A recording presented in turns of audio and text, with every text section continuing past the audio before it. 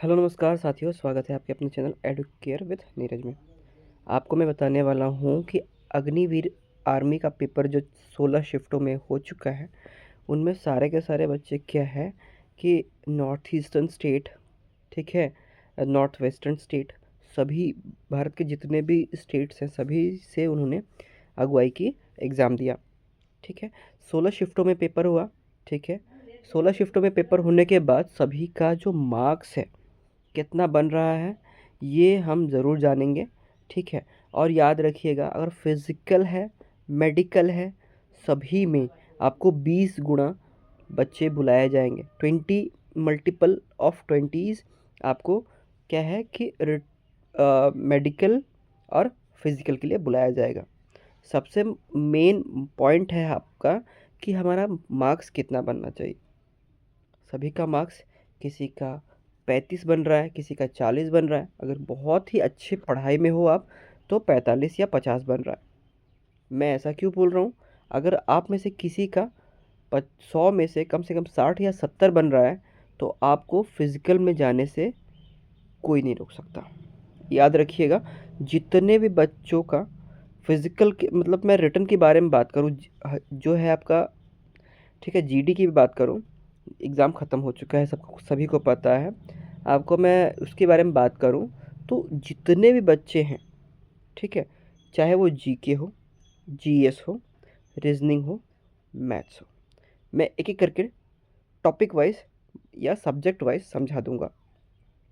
GK के जो paper हैं, जीके के पेपर मैंने जब देखे तो मैं ऐसा बोल सकता हूँ कि बहुत ज़्यादा हार्ड भी नहीं और बहुत ज़्यादा इजी भी नहीं। याद रखिएगा, एवरेज से थोड़ा थोड़ा अप होगा। क्यों मैं बता रहा हूँ, जितने बच्चे अगर पेपर की तैयारी कर रहे हैं उन्होंने देखा है कि पेपर में मैं कुछ कुछ क्वेश्चंस ऐसे भी पाए हैं जो खुद मैं उसको अगर जो है सॉल्व नहीं कर सकता, क्योंकि क्योंकि मैं देखता हूँ उस प्रश्न को। जब मैंने छोड़ी तब उस टाइम से अभी तक जो भी क्वेश्चंस हैं, अभी भी वो क्वेश्चंस मैं समझ पाता हूँ। बट हाँ, एक या दो क्वेश्चंस ऐसे थे जो कि मुझे भी समझने में प्रॉब्लम हुई। उन बच्चों को बता रहा हूँ कि जो जो जीके का पेपर देकर आए उनको पता होना चाहिए कि पेपर का लेवल कैसा रहा था। जीके हो गया। जीएस की बात करें, जनरल साइंस, मतलब ऐसा था कि इजी भी था, मॉडरेट भी था। ठीक है, टफ नहीं था। ठीक है, मॉडरेट बोल सकते हैं हम आपका जीएस को, जनरल साइंस को। क्यों, मैं आपको कुछ तथ्य बताता हूँ। जनरल साइंस के कुछ ऐसे प्रश्न हैं जैसे कि आप जब पेपर दे के आ रहे हो तब उसमें आपको समझ में आता है कि हाँ, इसमें कैल्शियम कार्बोनेट होना चाहिए, बट आपने कैल्शियम बाइकार्बोनेट टिक करके आए हो। बात समझ में आ रही है?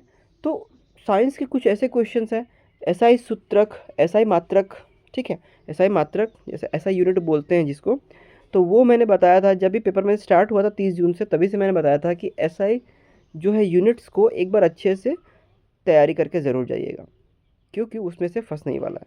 ये आपका जीएस का पार्ट है।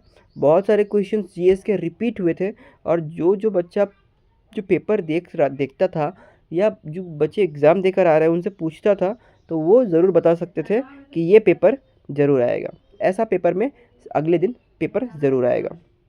जीएस हो गया। रीजनिंग, आपके जो 5 प्रश्न आ रहे थे वो पेपर क्या है कि आपके मॉडरेट लेवल के थे, मतलब सभी के सभी बच्चे जो है ना अगर ट्राई करें सारे के सारे कर सकते हैं। ठीक है, मॉडरेट लेवल के थे। अब बात करेंगे हम मैथ्स की।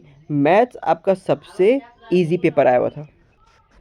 मैथ्स का पेपर एकदम इजी था। जब मैं क्वेश्चंस देख रहा हूँ 38 का 100%, ठीक है, कितना होना चाहिए, और 5 संख्याओं का औसत पूछ रहा था इस टाइप का। और एक फॉर्मूला आपने शायद साधारण ब्याज का ज़रूर पढ़ा होगा, सिंपल इंटरेस्ट का, principal into rate of interest into time upon 100। इसके ऊपर सभी शिफ्टों में, मैं बता रहा हूँ, सभी शिफ्टों में एक दो प्रश्न बनाए गए हैं।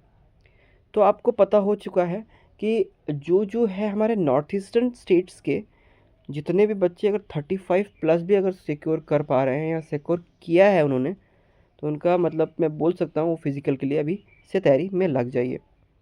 और हाँ, हमें ज़रूर बताइएगा डिफरेंट डिफरेंट एआरओज़ के बारे में बात करूँगा, जो जो बच्चा ARO की तैयारी कर रहा था, मतलब AROs के लिए मतलब पढ़ रहे थे और ARO में के बारे में जानकारी चाहते हैं, कमेंट ज़रूर करिएगा।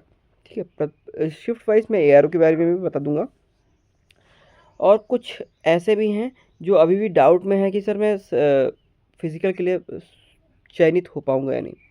ठीक है, और मैं वो इतना बता रहा हूँ कि पेपर आपके लिए ही टफ़ नहीं आया, सभी के लिए पेपर टफ़ आया हुआ था। पेपर एक के लिए टफ़ नहीं होता, सभी के लिए टफ़ होता है। ठीक है, तो पेपर हो चुका टफ़, तो अब मैं क्या कर सकते हैं, सभी के लिए टफ़ है। ठीक है, नॉर्मलाइजेशन होगा, इतना बात ही आपको पता होना चाहिए। नॉर्मलाइजेशन में आप में जो भी शिफ्ट आपका हार्ड था, जिस भी पेपर में आपने एग्ज़ाम दिया, हमें कमेंट करके ज़रूर बताइए। बहुत लोगों ने बोला कि सर 4 जुलाई का थर्ड शिफ्ट का पेपर थोड़ा टफ़ था, तो मैं इसको भी मैं मान लेता हूँ कि ठीक है, थर्ड शिफ्ट का पेपर टफ़ था। और आप अपने जिस शिफ्ट में पेपर दे के आए हो, कमेंट ज़रूर करके बताइए, और उसके बारे में मैं उसके ऊपर अच्छे से एनालिसिस, क्वेश्चन पेपर निकाल कर एनालिसिस करने वाला हूँ। ठीक है, वीडियो कैसी लगी और हमें ज़रूर बताइएगा। और नॉर्मलाइजेशन में हार्ड शिफ्टों के पेपर नंबर ज़रूर बढ़ेंगे, जो है नॉर्मल शिफ्ट के पेपर उतने मार्क्स नहीं बढ़ाए जाते। ठीक है, वीडियो में कुछ भी प्रॉब्लम हो या कुछ भी समझ में नहीं आया, हमें कमेंट ज़रूर करिएगा। मैं खुद नॉर्थ ईस्टर्न स्टेट से हूँ, और जो बच्चा नॉर्थ ईस्टर्न स्टेट से है, अगर इतना नंबर ला पा रहा है 35 to 40 के भीतर, तो ज़रूर से, मैं क्वेश्चंस की बात नहीं, ओवरऑल मार्क्स की बात कर रहा हूँ, उतना अगर 35 to 40 के भीतर अगर आ रहा है उनका मार्क्स, ज़रूर सिलेक्शन प्रोसेस स्टार्ट है, आपका रिटर्न क्लियर हो चुका, फिजिकल के लिए दौड़ना प्रारंभ कर सकते हो। मिलते हैं अगले वीडियो में, तब तक के लिए जय हिंद, वंदे मातरम।